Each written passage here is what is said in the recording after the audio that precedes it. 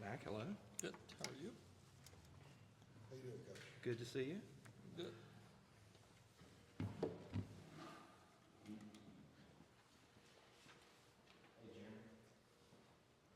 Tell me when. Got it?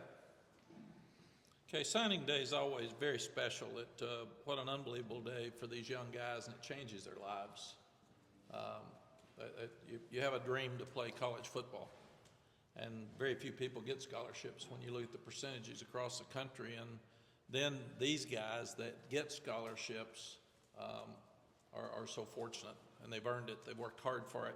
And then secondly, to get a scholarship where you want to go is unbelievable, and especially in the modern day where transfer portal is taking up so many of the high school scholarships that these young guys are very fortunate when they're able to get a scholarship and it's where they want to be. And that's what today is about, is them finding the right place for them and them earning the opportunities. Secondly, it's another top 25 class.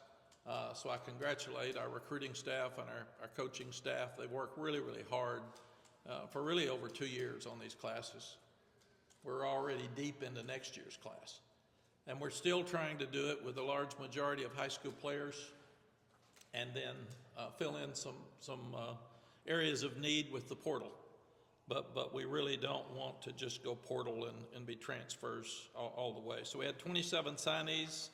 Amazingly, it's the best academic class we've ever had. So 21 of those signees will be here in January as early enrollees. I don't think we've ever had over 12, maybe 13. So they will be a great addition to our team moving forward.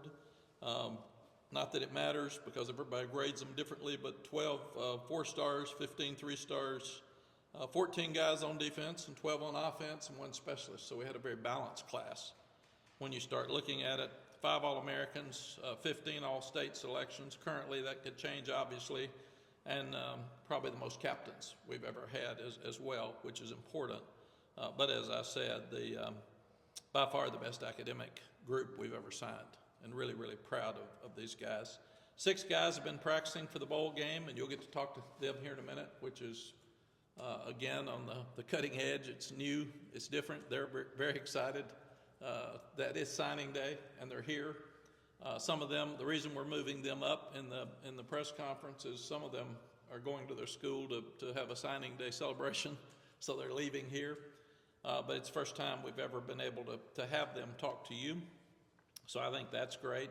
11 more guys will meet us in Charlotte for bowl practice. So we're going to have 17 guys practicing for the bowl that can't play in the bowl. But that'll give them a great head start moving into spring practice and let us have a better idea of who they are on the field. And very impressed with the guys that have been working so far. And then 2 more are just coming to the game, and they'll be on the sideline. The guys can't play, but they will be on the sideline in their jerseys for the game. But they obviously couldn't play in the game, and if the rule was such they could, it'd cost them a year. So it wouldn't be worth it. So early enrollees will come in January 7th. They'll start school January 10th.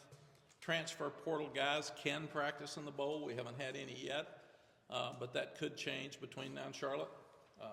So that's a possibility too. They can't play in the bowl game either, but they can have the experience and go to all the functions, and that really, really helps and makes it more fun. So really pleased with this class. It filled a lot of needs. We've still got a few needs we'll look at in the portal, and that'll continue. There'll be some guys that'll go in the portal after the bowl game from different schools. The portal will be open again after spring practice, so you just have to continue to evaluate and try to fill in your needs, and you work at that the best that you possibly can. A couple of things at the end that I wanted to address too is very disappointed that some misinformation came out on Kobe Paysar. In your business, you should be right before you report it. And somebody said it was the same ankle he got hurt before. There were accusations that we put him back out there too soon. None of that's true. He fractured a foot before. It's the other foot on the other side. It's exactly the same injury. But that's not fair to the kid. It's not fair to his parents. I was in your business for 5 years. Get it right. I mean, that's important.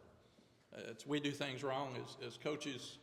If you don't report it right, that's not fair to anybody. So, but it is totally the same injury on the other foot. And he will have to have his operation today. He will be back for spring practice, but he's very disappointed and he'll miss the game. It's so interesting. He's been here for a long time. He's been hit a bunch and hadn't been hurt.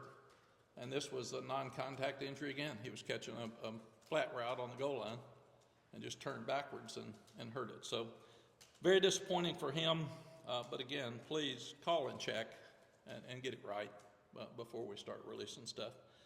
Secondly, in our last ball game with a rival school, after the game, the head coach of that school called our players a piece of shit. And I apologize for that language, but I've never heard something like that before, and I'm disappointed. I thought it was classless. It's not true. Number one, we didn't play well in the game. We didn't coach well in the game. It's been very well documented, and I got that. But you don't call kids a piece of shit. And I've addressed it with our team. I apologize to them. These kids are one of the top academic groups in America. They got an award for AFCA's top 13. They've won a Coastal Division. They've won a bunch of games. They've been to an Orange Bowl, been to 5 straight bowls. They represent us well. And from me speaking for them and their parents, they really didn't appreciate being called a piece of shit. Never heard that before. And very, very disappointing. But it is what it is. And we'll continue to work hard to try to be better. What's going to happen now, I think you've got your guys coming down, and you'll get to interview them. And then after that, because we've got bowl practice today, and I've got a staff meeting, and I'll be up working on the practice, trying to get us ready to go to Charlotte. Pat's going to come down. Pat Sudis is our general manager. He works so hard in recruiting, and it's tougher than ever before to do his job. Roster management is very, very difficult. You got guys leaving, guys coming, you're trying to make your numbers fit. You're not sure, we weren't even sure how many initials we could have in June when we had scholarships out. So that job's tougher than ever before, and I'm so proud of Pat and what he and the recruiting staff have done. And he works with compliance, he works with NIL through recruiting. So he's just been an absolute blessing for me and for us.